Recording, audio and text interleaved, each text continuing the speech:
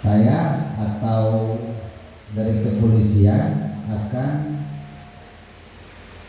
menceritakan, bahasa saya menceritakan kepada adik-adik apa itu terkait dengan kekerasan. Satu dulu, kekerasan, ya kan? Nanti satu-satu. Kekerasan. Ada yang tahu kekerasan? Oke. Kekerasan itu adalah perbuatan yang menggunakan tenaga untuk menyakiti orang lain. Itu kekerasan. Ya, kekerasan apa tadi?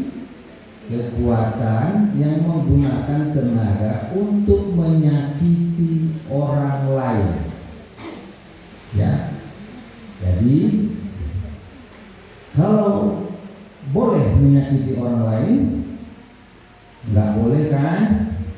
Tidak boleh menyakiti orang lain. Oke, tetapi kita harus menyayangi orang lain. Kita harus menyayangi teman, guru, orang tua, dan lingkungan. Ya.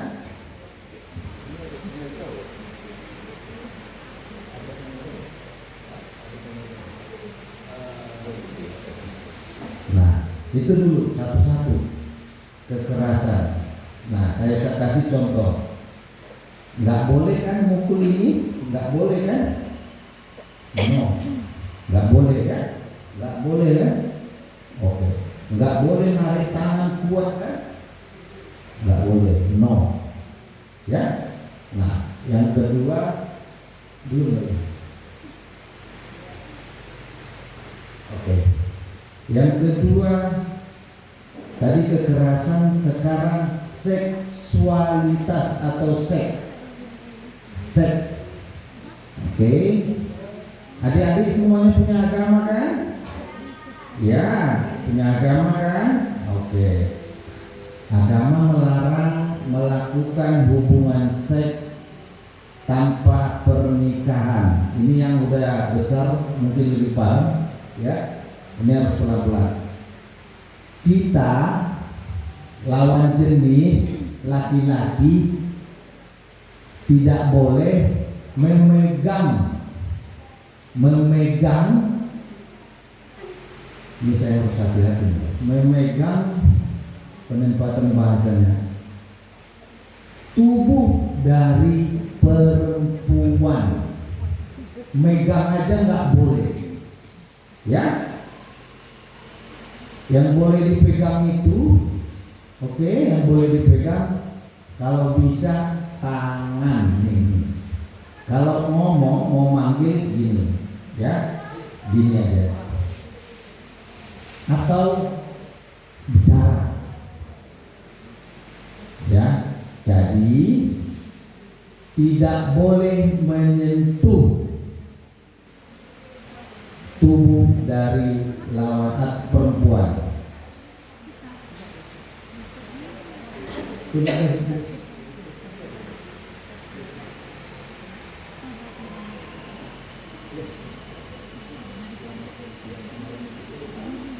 Ya,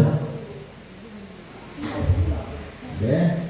Nah, sambil menunggu itu, ya, nggak boleh. Berarti kekerasan nggak boleh, seksual nggak boleh kecuali sudah nikah. Nikah, paham nikah? Oke, tuh. Nah,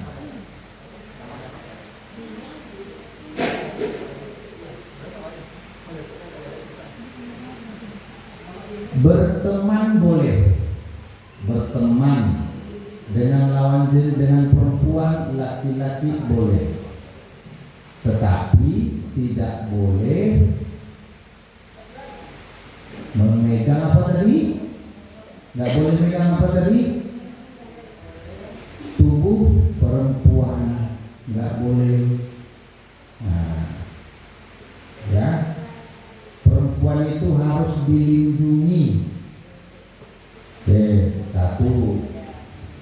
Kedua juga nggak boleh buka video di handphone yang ada gambar pornonya, nggak boleh.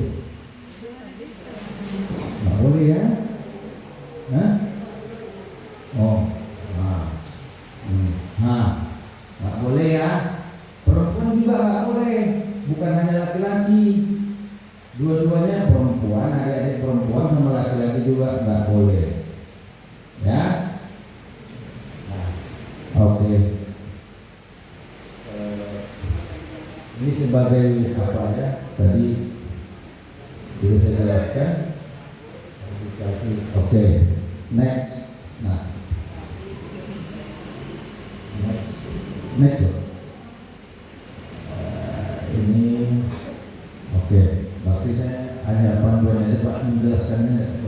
Nah, adik-adik ya, di lingkungan sekolah, rumah, tempat bermain, ya adik-adik yang perempuan nih, terutama yang perempuan, adik-adik kalau di tempat sekolah, lingkungan rumah, kalau ada orang asing atau orang baru, ya, mengajak kenalan atau mengajak berbelanja, katakan tidak mau, ya, no, ya, no gini, no, ya, adik-adik perempuan katakan no, satu, dah. Kalau ada yang nelpon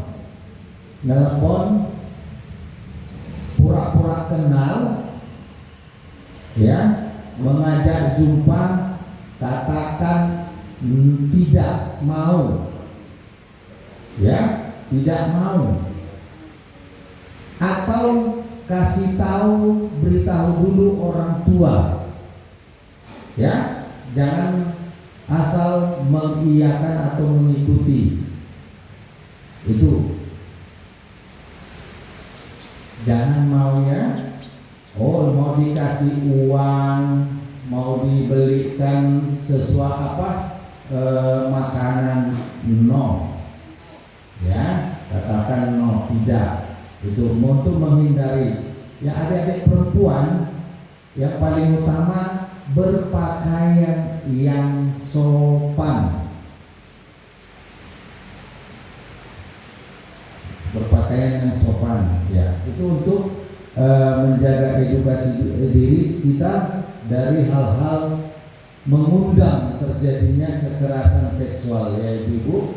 Ini. Nah, yang ada lagi yang next. Nah, yang sebelumnya. Oke.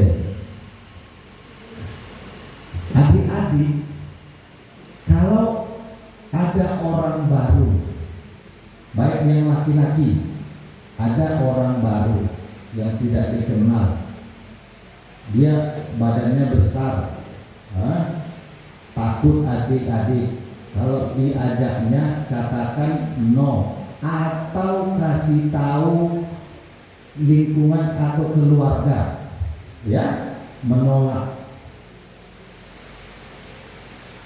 Karena pada dasarnya Bapak Ibu, ya, ini bukan untuk apa. Akhir-akhir ini yang banyak korban laki-laki. Akhir-akhir ini ada berapa? 3 kami tangani sekarang. Setelah saya dari sini kemarin ada 3 lagi. Korbannya semua laki-laki. Itu yang paling utama, ya. Yang laki-laki, nah,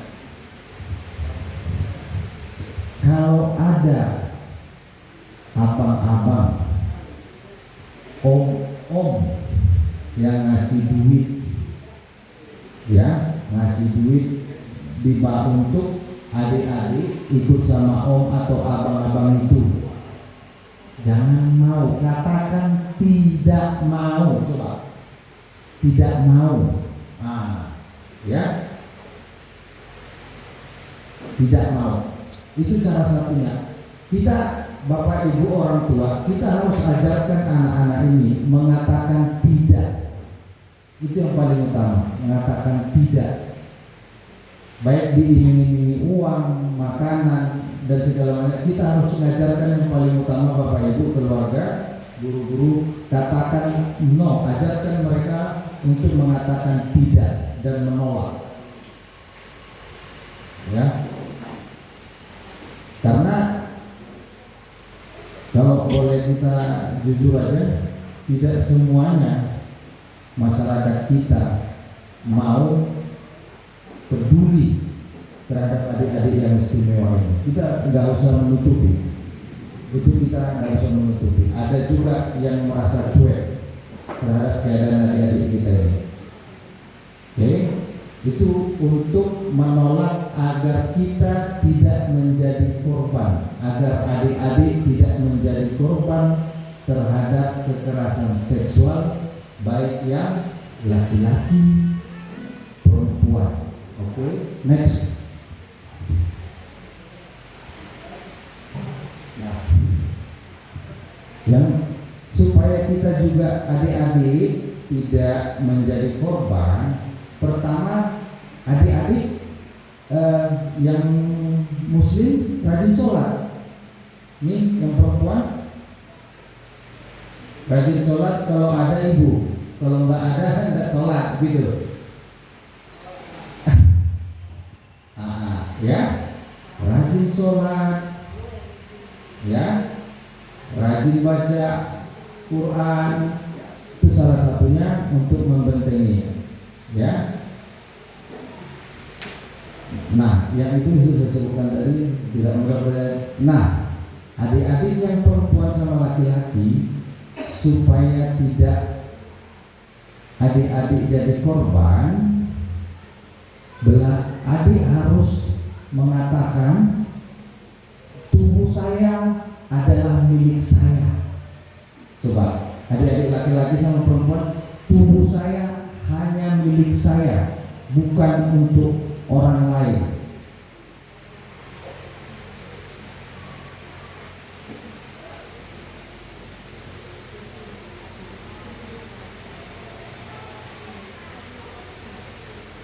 Ya, kalau ada orang tua di sini, mohon nanti diajarkan seperti itu.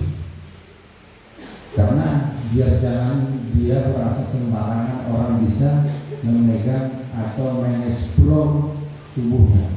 Ya, itu harus kita tanamkan.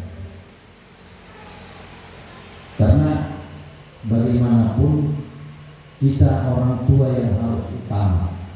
Itu satu. Yang kedua, selanjutnya kita harus jelaskan. Ini saya harus hati-hati menjelaskan di mana saja.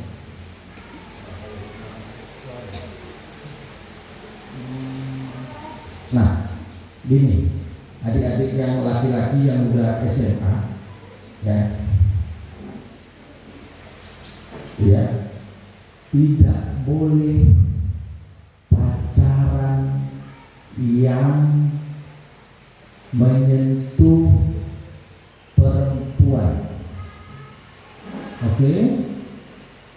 Tidak boleh mencium baik ini, nggak boleh ya. Nah, siapa namanya? Ada senyum.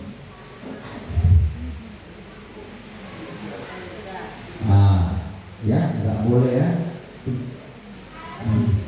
Udah punya pacar? Belum.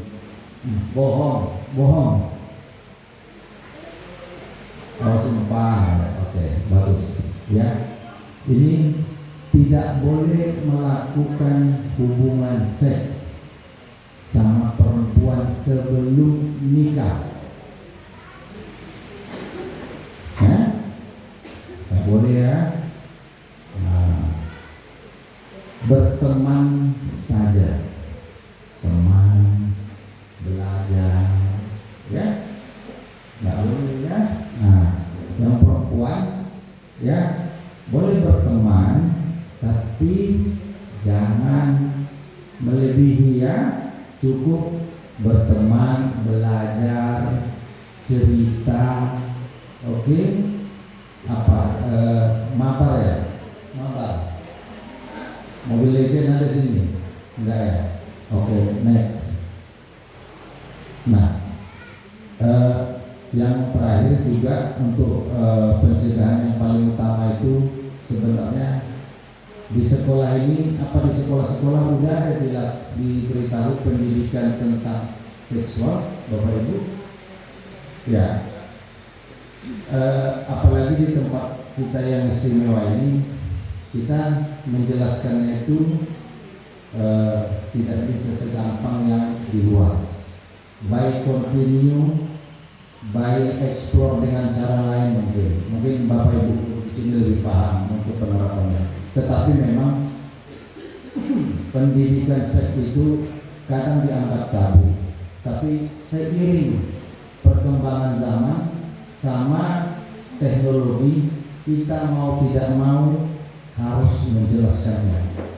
Ya Bapak Ibu ya. Nah, pendidikan seks ini yang paling utama sebenarnya daya cegah terhadap hal-hal yang bisa berakibat fatal sebenarnya. Dia harus tahu kalau melakukan ini apa akibatnya, melakukan itu apa akibatnya.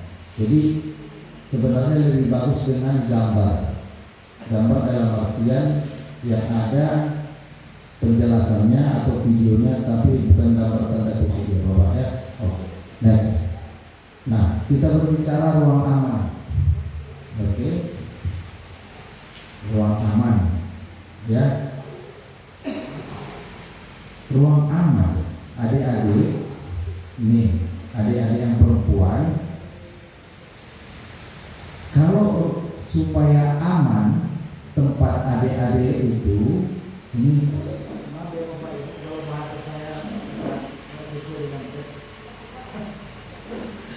ya,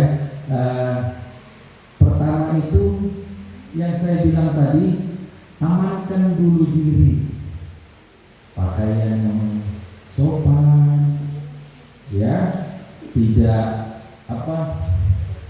make up yang mencolok gitu, ya. Amankan dulu diri kita itu sebenarnya, ya. Ruang aman itu sebenarnya kita yang melahirkan ruang aman untuk diri kita sendiri dulu, untuk pribadi kita, ruang aman itu, baru kita menularkannya ke lingkungan. Kalau adik-adik tidak bisa membuat aman untuk dirinya sendiri, ya, dengan cara berpakaian sopan, cara berjalan tidak mengundang perhatian. Kalau terkait teks ini, stigma ini itu hanya tekstual, ya. Paham kan, adik yang perempuan? Buat aman dulu diri sendiri. Nah, yang laki-laki ini laki-laki juga ada. Laki-laki, adik-adik laki-laki, jangan gampang berkenalan dengan orang asing.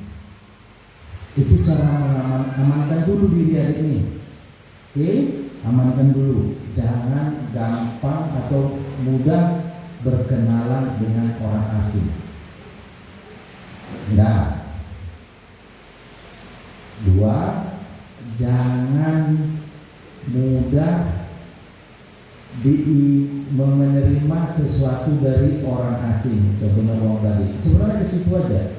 Kalau ada yang aneh, sampaikan ke orang tua, abang, atau lingkungan yang ada di situ. Ya, karena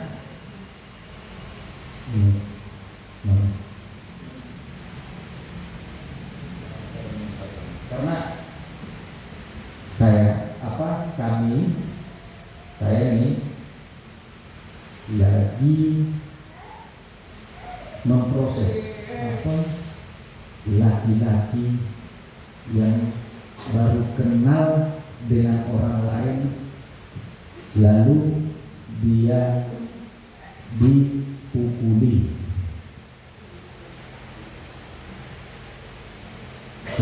kemarin dia 2 hari masuk rumah sakit. Jadi adik-adik jangan gampang percaya sama orang. Oke? Ya? Paham kan? Oke. Next.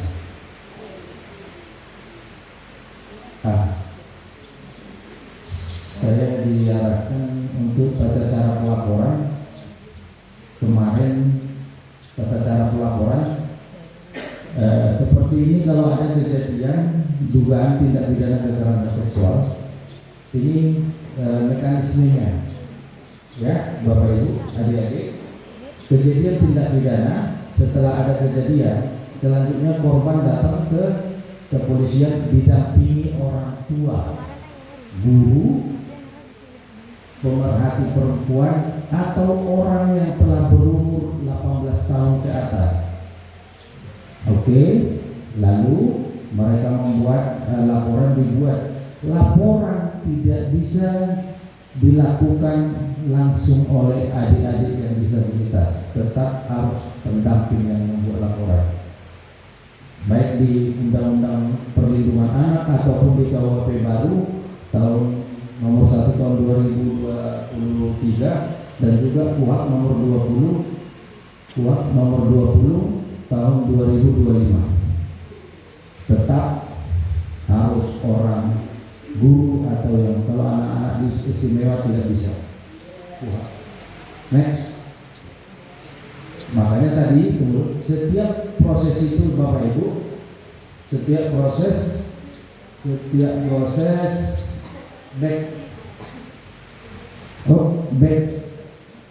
1, back sebelum ini.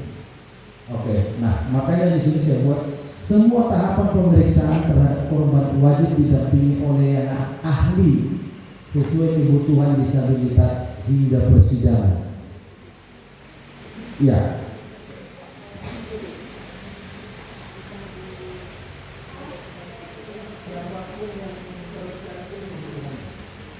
Tergantung kebutuhan disabilitasnya.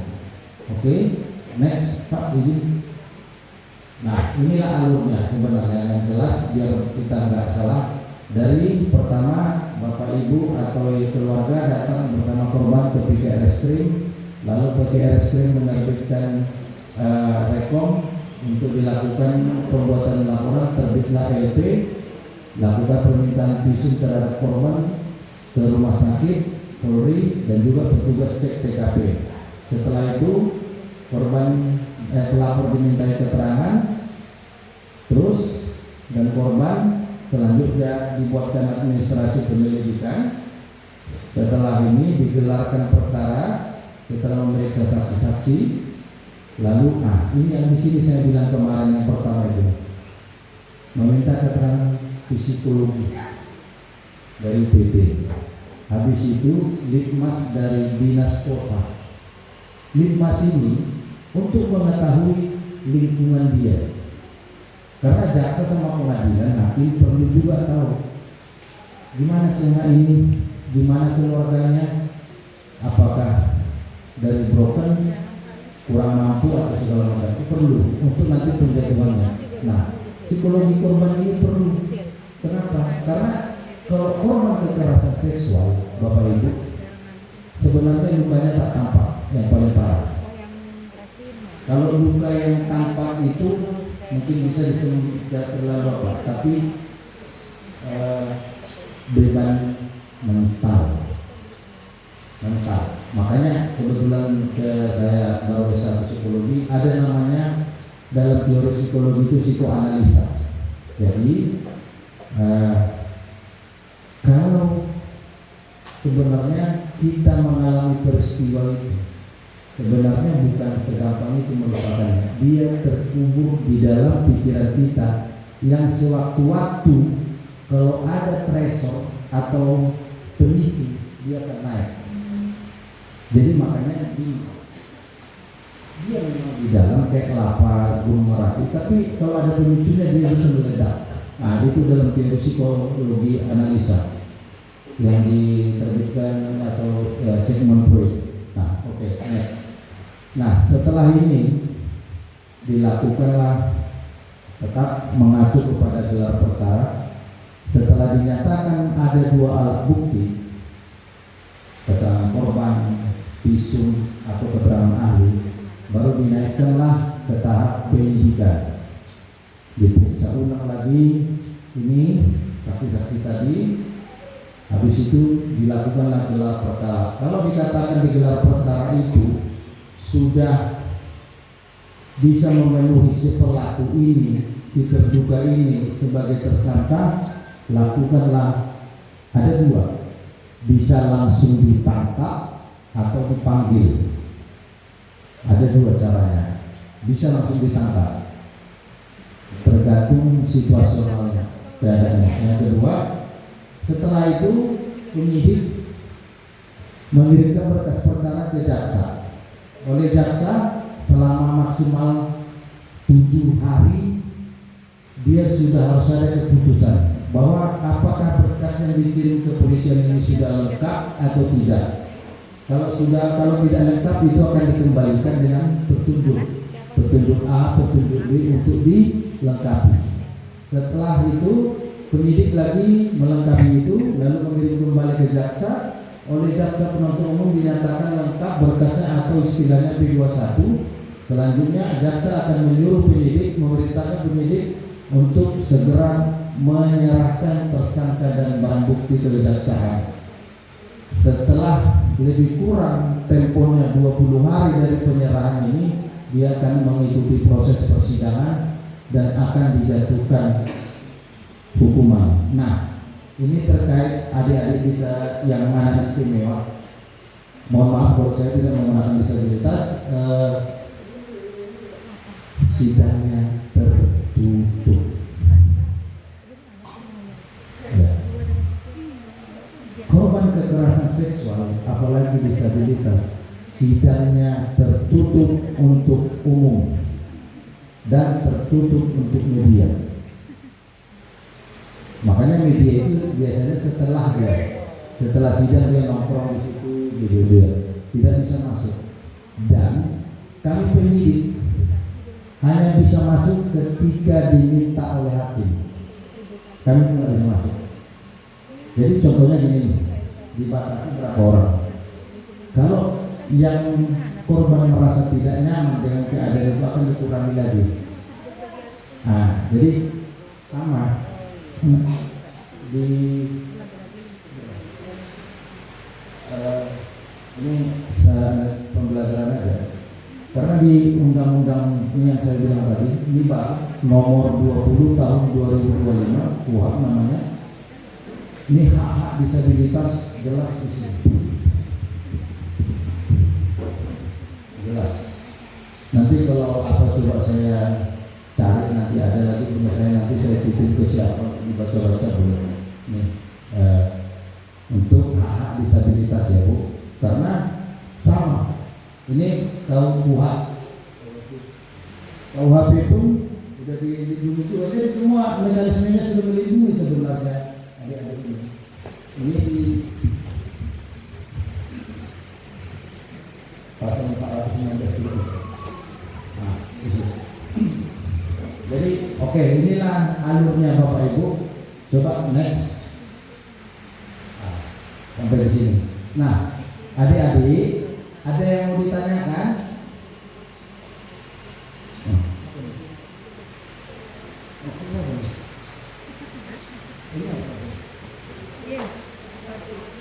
Oh tidak ya. Oh. Ada yang mau ditanyakan?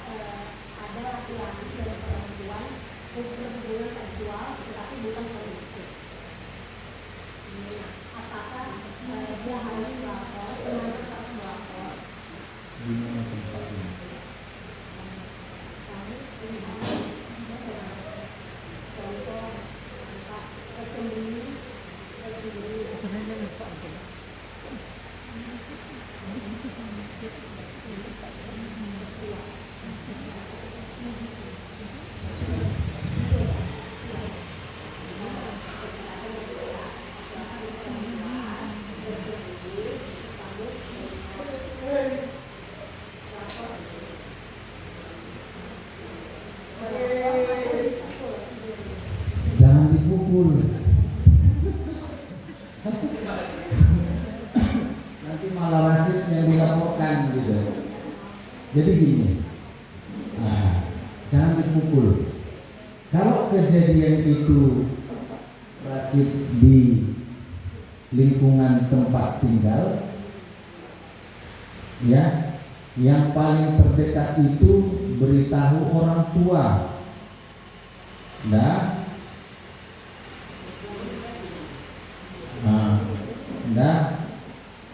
Ya, banyak orang tua. Oke. Jangan kamu videokan. Nanti kamu kirim ke media sosial, bahaya. Kamu jadi pelaku ITE. Ya. Yang jelas kalau melihat itu kasih tahu orang tua. Oke?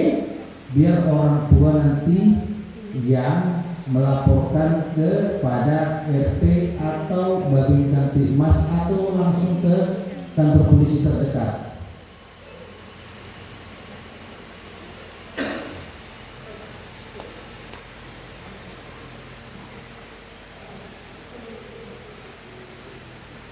Nah, makasih ya. Ada lagi?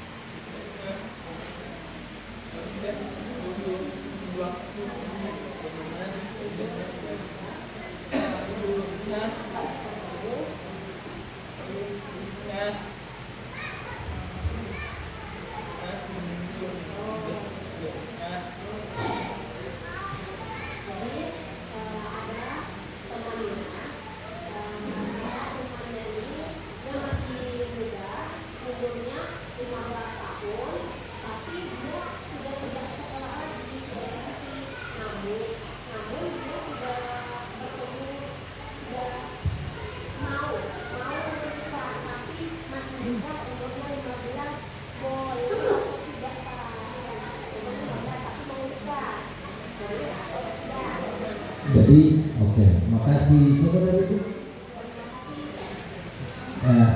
Adik, jadi kalau saya jawabnya gini, berdasarkan Undang-Undang Perkawinan tahun 1974 yang sudah diperbaharui tahun 2019, bahwa usia menikah itu adalah yang menurut juga tim medis harus di atas 18 tahun. Itu sesuai Undang-Undang Nomor 74 tentang perkawinan, ya. Sebenarnya kemarin ada multi tafsir, tapi sudah berdasarkan putusan Mahkamah Konstitusi Jadi ngikut ke undang-undang perlindungan anak yang dewasa itu di atas 18 tahun ke atas. Jadi kalau dia menikah umur 15 tahun tidak boleh secara hukum. Ya, ini saya bilang aja agak keras. Dan KUA yang menikahkan, KUA atau perangkat agama lain yang menikahkan dia bisa dipenjara.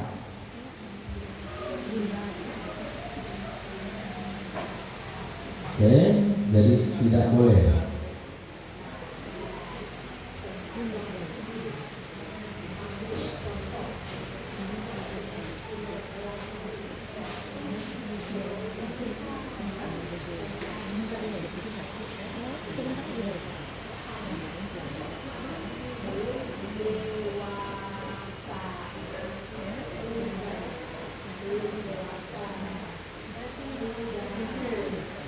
Ya, ya. Jadi yang dipermasalahkan itu bukan anak-anaknya yang 15 tahun, tetapi KUA atau perangkat agama lain serta orang tua yang menikahkan yang dapat masalah. Dan saya sudah pernah melakukan itu di tahun 2021.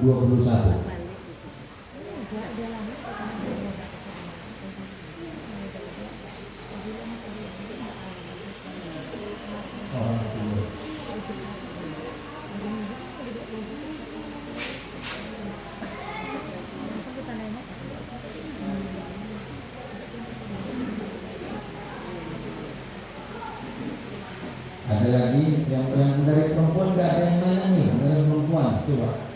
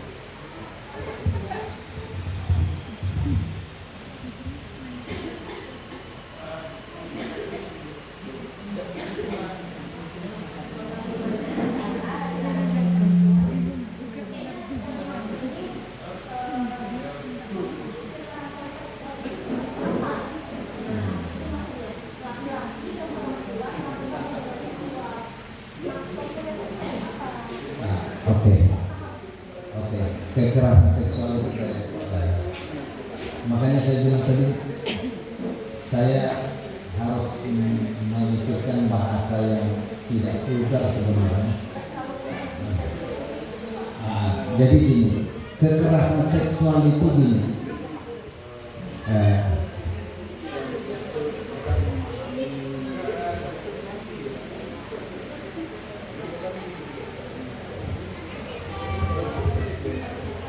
Contohnya, adik dipaksa melakukan hubungan seks, dipaksa, ditampar, ya. Adik sudah nggak mau, tapi adik ditarik, dibawa ke suatu tempat, dipaksa supaya adik melakukan hubungan itu, atau adik ada ekstrim dicekik, ditinju, atau adik diancam kalau nggak mau awas ya nanti saya pukul. Akhirnya adik takut, dan menuruti.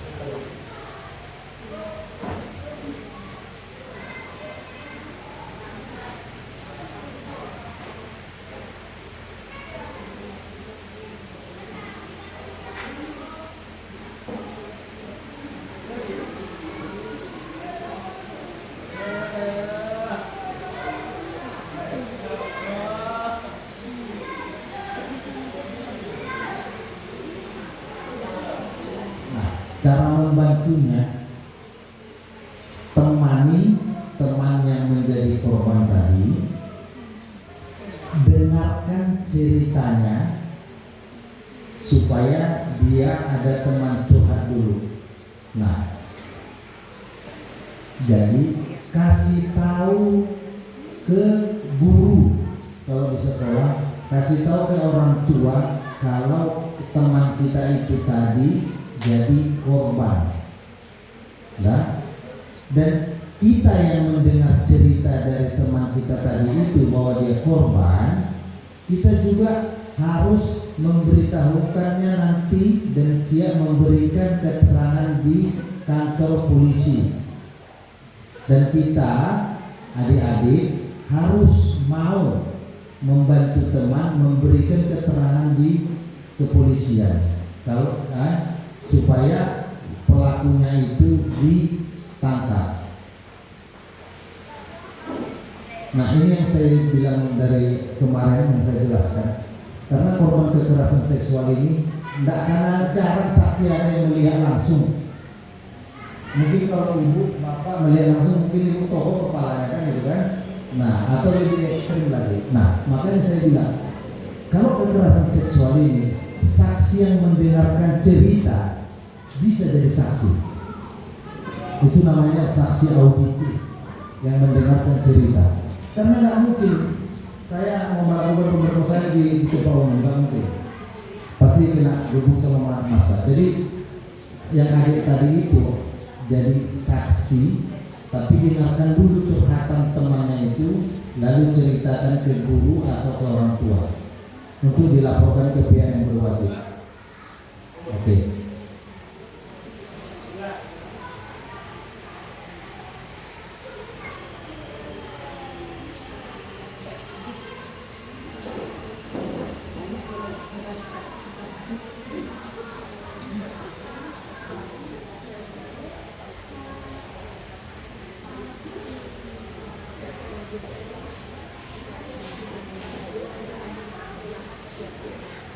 Ada lagi?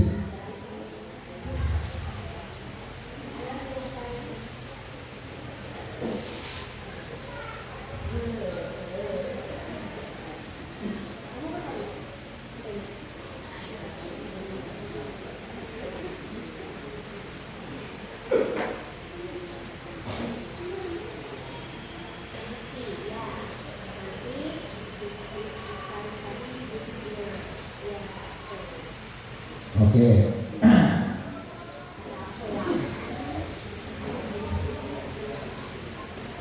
Oke. Saya ini di luar saya tambahkan dikit. Yang laki-laki yang terutama tidak boleh memukul teman, tidak boleh bullying. Tahu bullying? Tahu nggak bullying orang?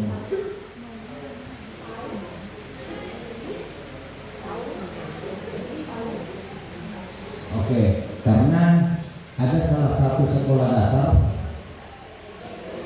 yang katanya informasinya karena dibully meninggal dunia, dan kebetulan bapak ini yang megang perkaranya, Pak Rehat.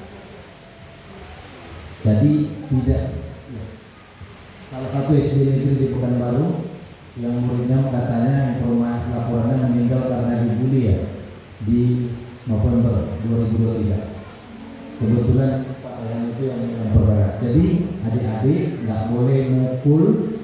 Yang laki-laki nih bermain nggak boleh tendang kuat-kuat nih, nggak boleh ninju, ya, no, ya, nggak boleh.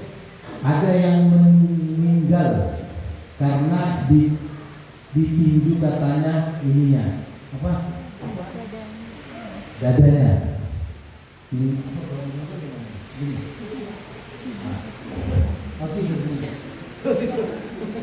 Ya, itu yang paling utama. Bercanda nggak boleh, ninju, nendang, mukul pakai kayu, no, ya, nggak boleh mukul pakai alat, nggak boleh.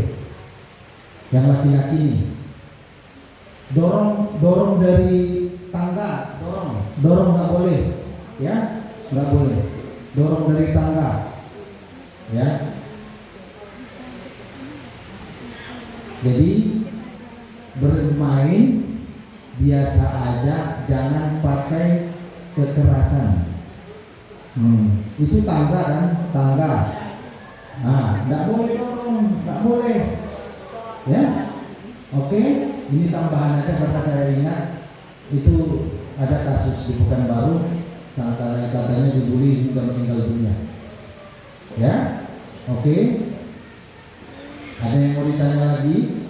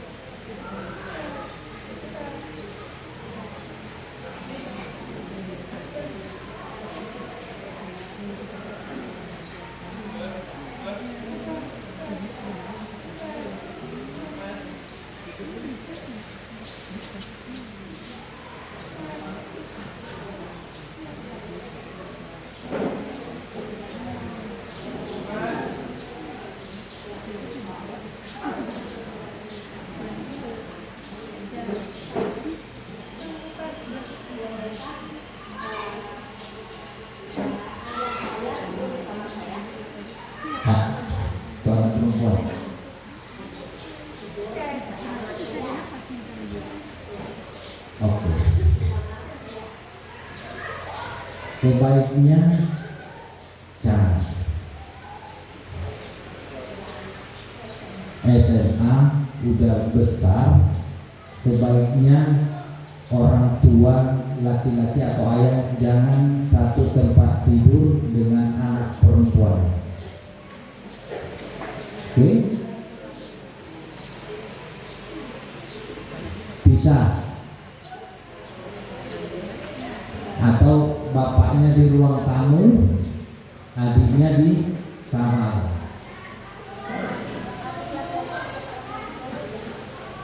Kalau sudah besar jangan, ya.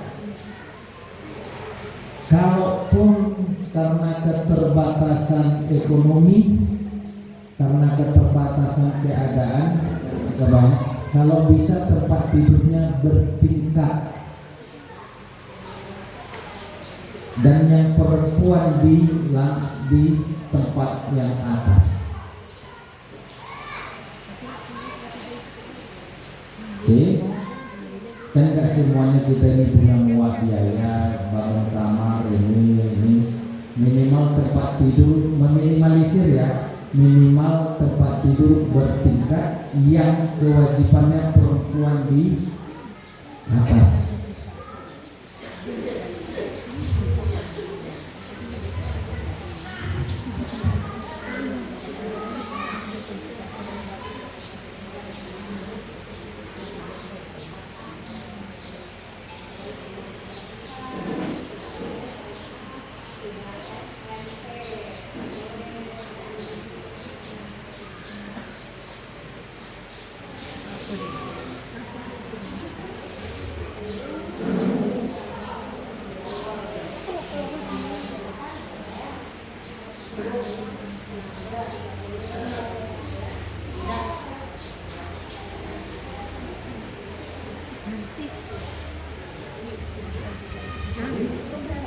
Ada lagi?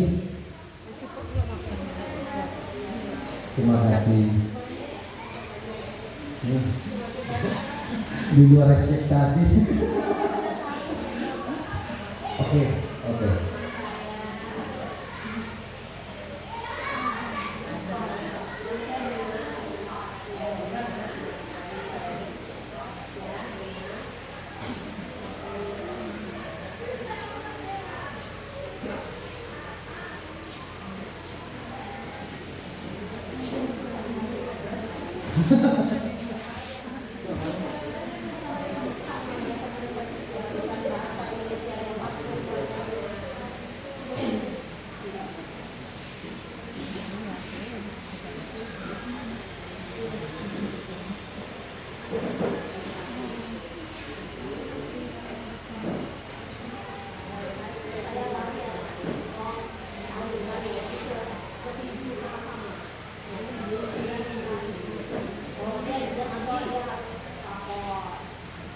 Harus lapor, karena yang namanya kekerasan itu tidak boleh. Jangan kalau kamu perempuan yang berkelahi laki-laki, jangan. Tapi kalau sesama perempuan boleh kamu lerai. Tapi kalau laki-laki sebaiknya jangan, karena berisiko.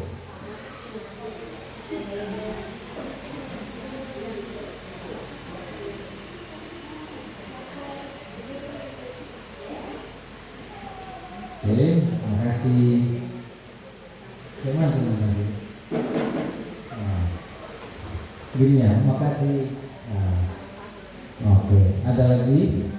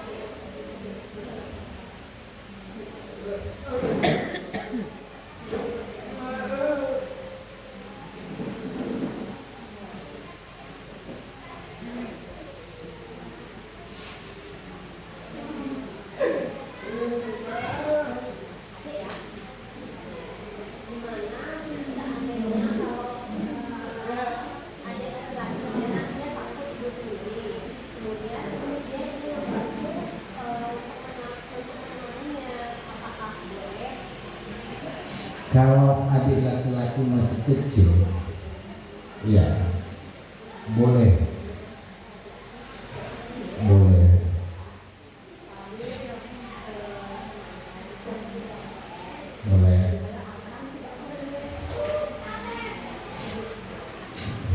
Tapi adik pun kalau udah SMA nggak boleh.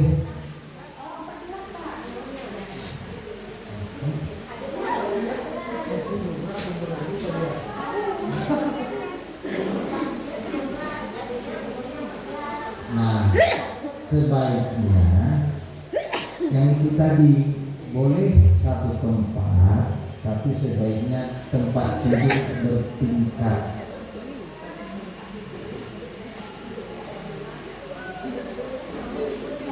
Di atas.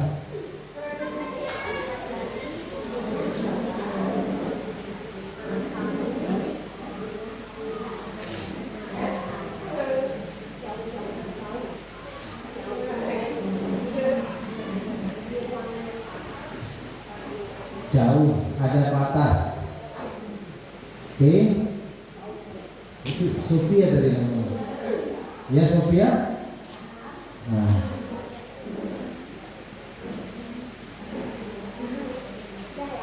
Ada lagi, ini ibu ini udah menyerah.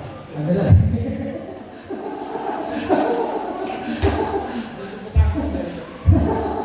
Ibu ini udah menyerah. Ada lagi?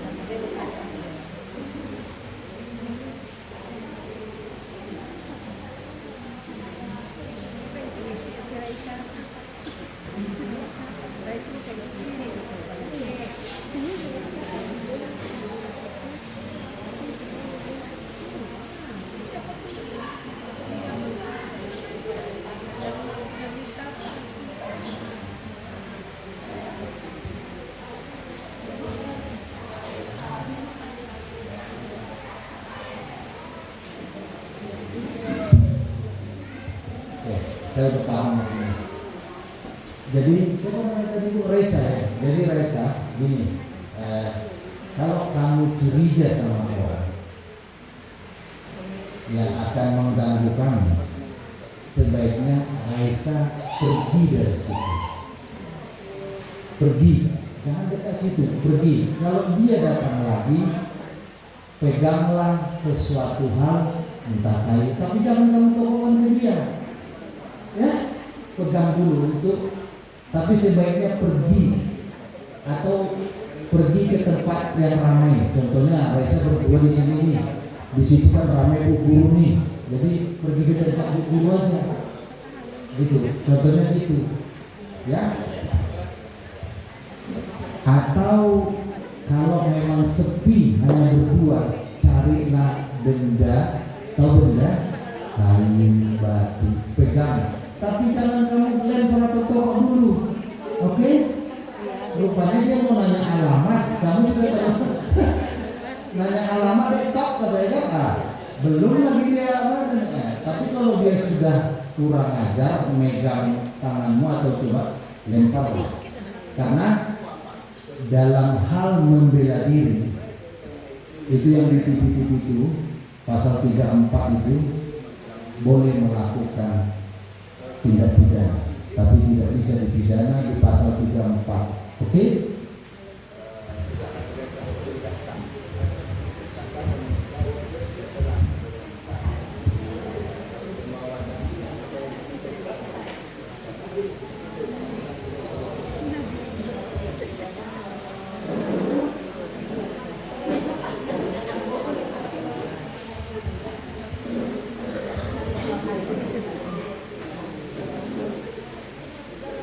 Ada lagi?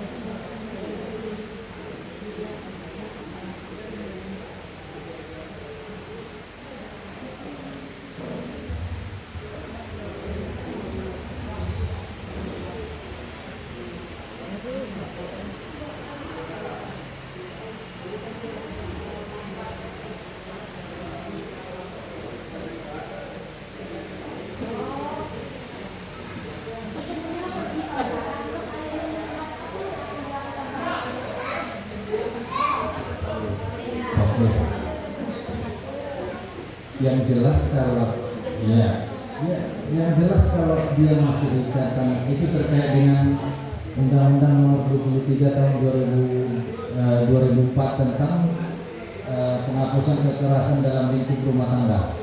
Oke. Jadi kalau istrinya tadi selingkuh, ya bapaknya ayah anak tadi bisa melaporkannya terkait dengan zina.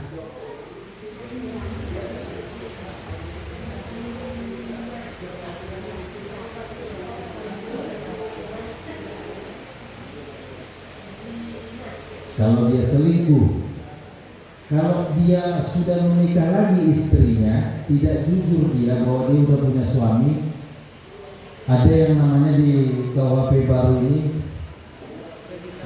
menutupi asal usul perkawinan sebelumnya yang menjadi penghalang. Pasal 402 coba 402 404 coba.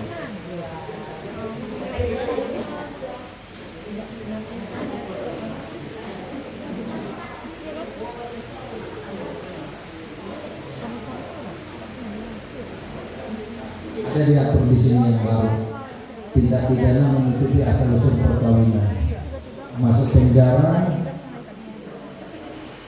6 tahun.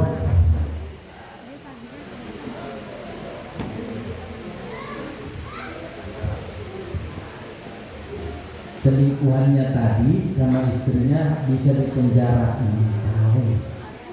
6 ya, 6.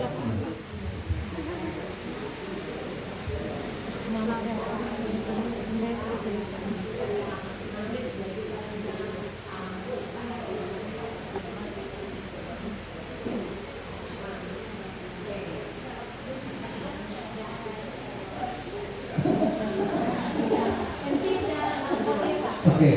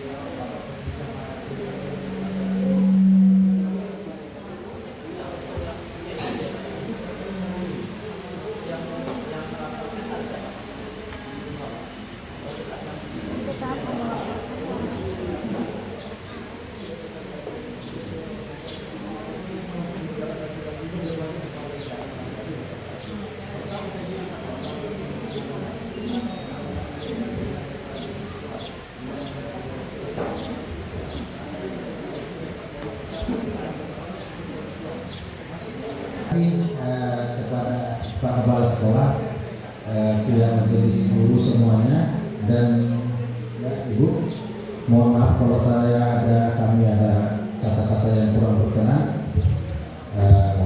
Kalau kata saya ambil kata orang bijak, kesalahan itu kesalahan kami, kesempurnaan hanya milik Tuhan yang Maha Kuasa.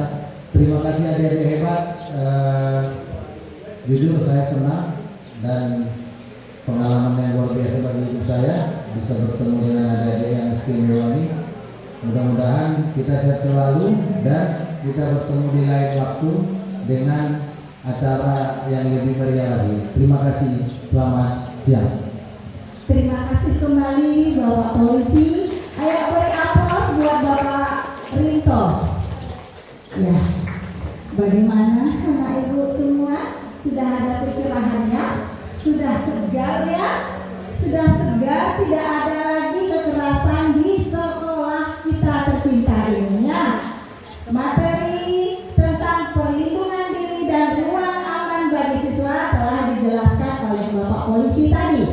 Ya, anak-anak ibu keren, luar biasa responnya ya. Ada hubungan tiba bari, interaksinya bagus, banyak bertanya.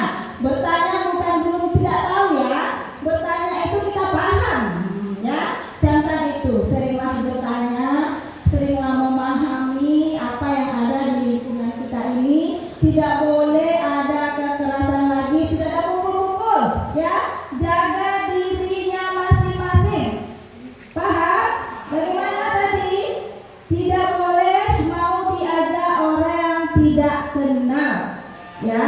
Kalau mau pergi, minta izin dulu kepada kedua orang tuanya. Tidak boleh nyelonong sendiri saja pergi. Ya, mentang-mentang ada yang ngajak iming-iming uang jajan katanya kan. Tidak boleh ya. Izin dulu sama papa mamanya. Terus tidak boleh bullying tadi. Ya, mengejek-ngejek ini nih. Ya, pertama ketawa-ketawa sama temannya. Ya, bercanda-canda sama temannya, akhirnya nanti berkelahi. Kalau berkelahi bagaimana? Timbul apa? Timbul masalah. Mau anak ibu menjadi masalah, menjadi problema dalam kehidupannya? Tidak kan? Jadi anak yang baik, oke, setuju?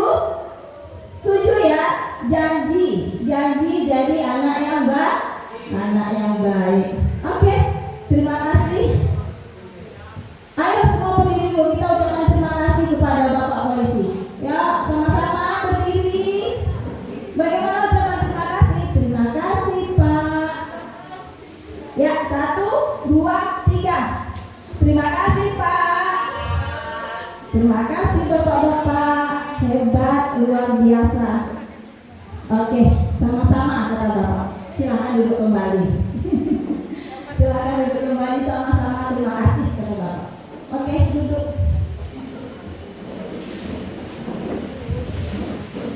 Ya, sekianlah pembelajaran kita hari ini. Semoga kegiatan ini bawa berkah bagi kita semua. Akhir kata saya ucapkan wabillahi taufiq wal hidayah. Assalamualaikum warahmatullahi wabarakatuh.